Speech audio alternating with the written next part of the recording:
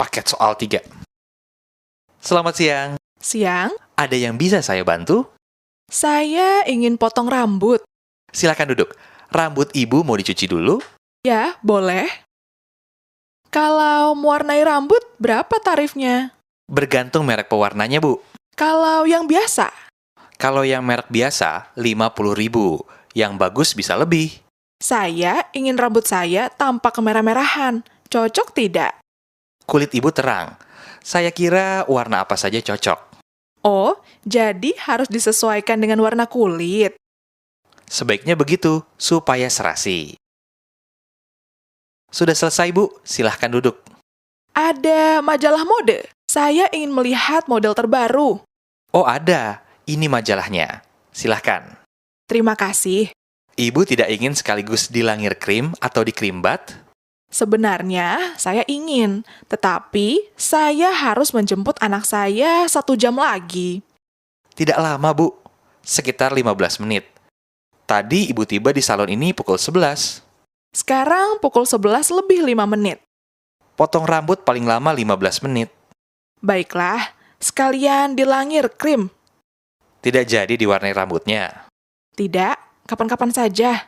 Sudah menemukan modelnya, Bu? Oh ya, ini saya mau agak pendek sedagu. Oh, itu depan dan belakang sejajar ya? Ya, disamakan saja. Dialog 2. Wah, indah sekali. Saya suka suasana seperti ini. Itu pengantin pria dan pengantin wanita sedang dipertemukan. Mereka saling melempar apa? Gulungan daun sirih. Pengantin pria sedang menginjak apa itu? Saya harus mengambil gambarnya. Menginjak telur. Lalu, kakinya dibasuh atau dicuci oleh pengantin wanita dengan air bunga. Itu maksudnya apa? Itu melambangkan rasa hormat istri kepada suaminya. Oh, begitu. Setelah itu, mereka akan melakukan sungkeman atau bersujud kepada orang tua mereka. Apa? Sungkiman? Sungkeman.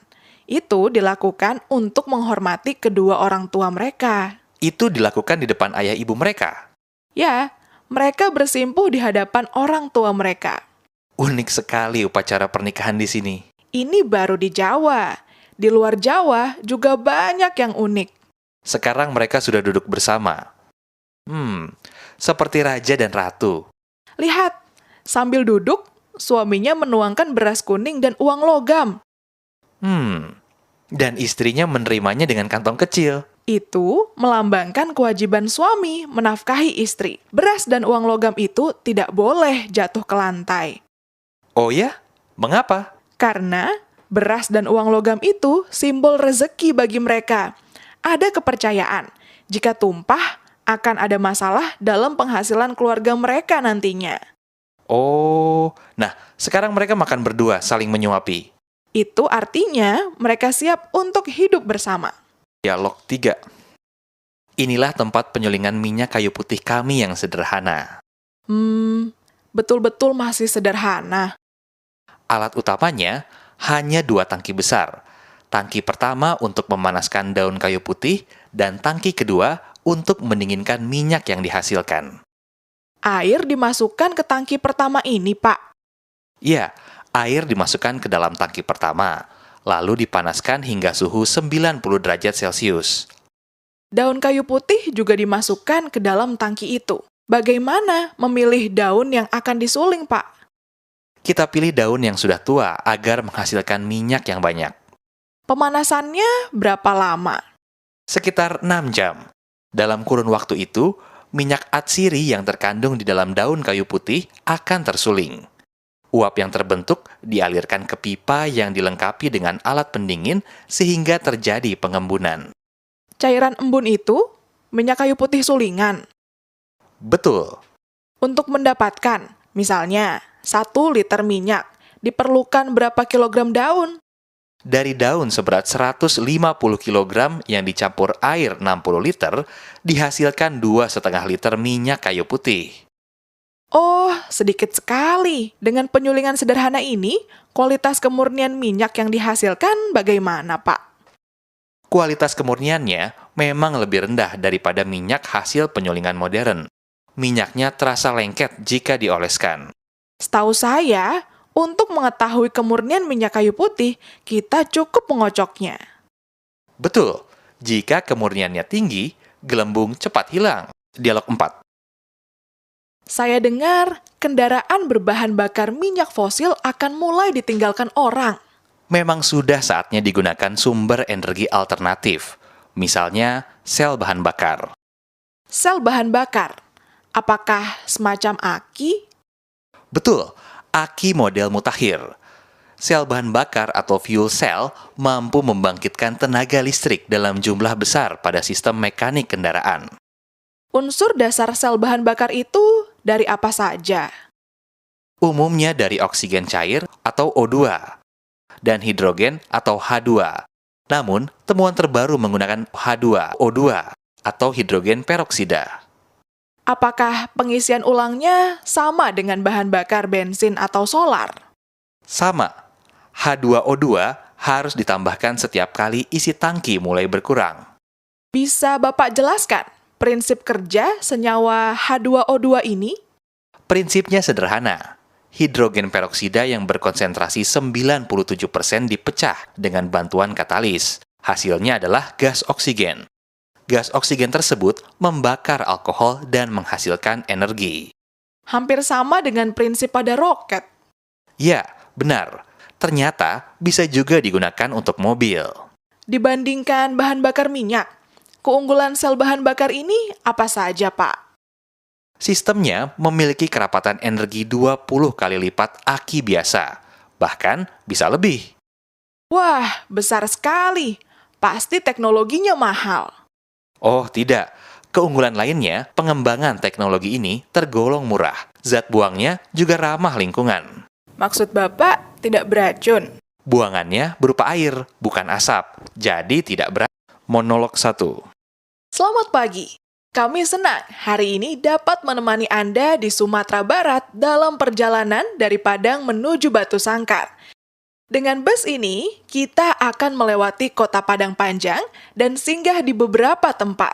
Saat ini pukul 8. Bus dijadwalkan tiba di Padang Panjang pukul 9.30. Di Padang Panjang, Anda akan menyaksikan indahnya pemandangan alam dan air terjun Lembah Anai. Pukul 12.30, kita akan melanjutkan perjalanan ke Bukit Tinggi. Di sana, kita akan mengunjungi beberapa tempat wisata, antara lain Benteng Fort de Kock, Ngarai Sianok, Jam Gadang, dan Lubang Jepang. Di Bukit Tinggi, Anda dapat berbelanja oleh-oleh khas seperti sanjai, kerajinan bordir, dan kain tenun Pandai Sikek. Dari kota Bukit Tinggi, kita akan melanjutkan perjalanan ke Batu Sangkar. Perjalanan dari Bukit Tinggi menuju Batu Sangkar membutuhkan waktu kira-kira 1 jam. Kita akan tiba di Batu Sangkar pukul 18. Anda dapat beristirahat ataupun berkeliling menikmati suasana malam kota Batu Sangkar. Beritahu kami sewaktu-waktu jika Anda memerlukan sesuatu. Selamat menikmati kudapan yang kami sediakan sambil menikmati pemandangan. Monolog 2. Dalam perjalanan di Kalimantan Timur, saya mengunjungi tempat tinggal suku Dayak Kenya. Budayanya sangat unik.